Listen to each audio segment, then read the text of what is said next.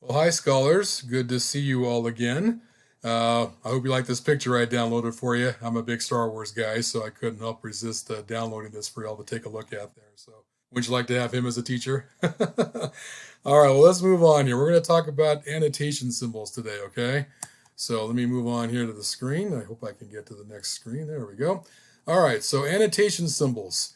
We're going to use annotation symbols in a close reading assignment. So, we're going to go look at a worksheet and I'm going to show you what these annotation symbols look like. And there's actually a whole bunch of different ones here. So you're going to see two different sets in this lesson today. But the first list of symbols I'm going to show you is the ones I kind of want you to use for the worksheet we're going to read real quick. Okay, so let's move on to the next slide here. And here's what they look like. Hope you can see it okay here. These are the annotation symbols that I'd like you to use for this particular worksheet that we're going to read in a couple seconds here. So I call that a swirly. It looks more like a little whirlpool kind of thing, but the little mark there, that purple one, is for making a prediction. So you might be able to predict what comes up next in the story. Okay. And if that prediction comes true, then you can confirm that. Then you put a check mark on next to the text there. Vocabulary, that can mean a bunch of different things here. In this situation, if it's a new word for you, a word you've never seen before, you can put a little box around there around the word itself. So that's what the vocabulary means there. Again, so it's a word you may not have seen before, or you'd like the definition of it as well. So that's what that vocabulary box is for. So you're going to box it just like that. If there's a question or something that's confusing about the word or the text, you put a question mark next to it. Okay? If you find it interesting, you can put a little star on it. You don't have to do the exact same star, but if you put a gold star on there or a yellow star or whatever color you like to use there, you can just star that particular part of the text there if you find it very interesting. Now, the next one is that's an exclamation mark if you know your grammar symbols there. Exclamation mark means that's very important to you, or it's an important part of the story. The whole point of annotating is to just get a deeper meaning of what you're reading there. Okay? So if you find a line there that's really important to you, just put that exclamation mark in there. Okay? If there's a connection there, that's kind of like number eight line down, right? So it's like a squirrely line there. So I'm not very good at knowing exactly what that symbol is, but I like to call it a laying down eight. That's what that is to me there. Or if you agree with the text, you can put a green plus mark next to it. Or if you disagree with the text, you can put a red minus sign next to that. Okay? So, and again, you can use different colors. These are just the colors that we have for now. So again, I'd like you to use these, and when you do use these, um, we're going to read the story in a second here. So you're gonna get to use highlighters or colored pencils. So again, it's kind of fun. It gives you a chance to really take a look at the story and annotate what you want to do there. Okay, let's move on here. We're going to read a story now and try and start using the annotation symbols as I go along here. Okay, so get your worksheets out here. Your worksheet should be The Cat That Walked by Himself. I'm not going to read the whole story. I'll read probably a little bit here, and I'm going to have you guys read the rest on your own there. So I'll read the first couple paragraphs here. Once there was a time when all creatures were wild. Cows, horses, sheep, and dogs were wild.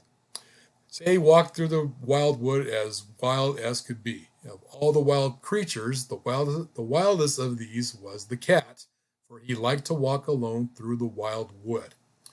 Man was also wild at this time, as wild as the animals.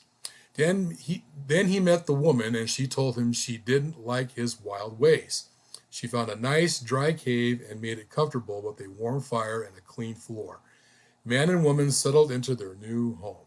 Okay, that gets you started there. So read through that story. Okay, I'll read one more paragraph here. On their first night in their new home, man slept and woman sat by the fire. She placed a roast bone in the fire and made her first magic. Okay, what does that mean? Now, you may find that interesting.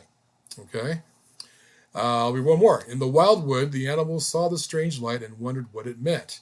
The dog smelled the wonderful roast bone. He decided he would find out what was happening. He asked the cat to come with him. The cat refused because the cat always walked alone. After the dog left, the cat followed him because the cat also wanted to know what was happening. Okay, now that might be a little interesting because what's the cat's deal? What's the cat really looking at there, right?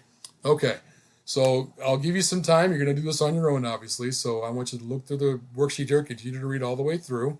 Okay, so again, when you annotate, you can use a highlighter of any different color that you want or colored pencils, whatever you have close by. Don't use markers because that seeps through the paper. I'd rather you folks not do that, okay? So I prefer highlighters are okay. Colored pencils are a little more preferable because they don't seep through the paper. Okay, that's probably the best thing to use. And another tip to use there, if you have any other ideas you have of the story, you can actually write in the margins. So if you look at the right side of the paragraphs and the left side, those are called the margins. You can actually write in those if you have any additional questions about the story itself. Okay. All right. So here's a look at the annotation symbols again that I want you to use. Okay. So take a look at that and keep the copy of that handy. And I will pass out bookmarks on this as well, so you can always have a copy of annotation symbols close by. So again, keep in mind, if you look this up on Google or any other search engine, you're going to see different symbols for annotation. But these are the ones that we're going to use today. Okay? So here's an example of what one looks like. I just want to give you an example of what a completed close reading annotation document looks like here. So you can see words that are circled there: choir, solo, Miss Eula, gravy, pour. Okay? Those are the words that they want a meaning. I think the student wanted to know what the meaning of those words were. Okay? Thunder and sweet rain is underlined. Deep, holy place inside. Okay, things like that. These are perfect. This is a perfect example of what a close reading annotated document looks like. Okay? All right, so let's move on here. We're just about done here. So I hope that helps you guys out to get that started there. Let me know if you have any questions, of course. And here's some inspiration for you here. Keep reading. It's one of the most marvelous adventures that anyone can have. That was said by Lloyd Alexander. So hopefully this assignment will help you do more, give you a deeper meaning of the story. Okay? So you're going to have to read it more than once, twice, 3 times. Read it as much as you can. Okay? And annotate as much as you'd like as well. Don't do one big circle across the whole text. But look at certain words that you may not have seen before. If you have any questions on certain things too, make sure you use that question mark and use those symbols as much as you can. Now, you may not use all the symbols. That's okay. But use them as much as you can there. Okay? All right, guys. I know you're going to do great on this assignment. Have a good one. Bye-bye.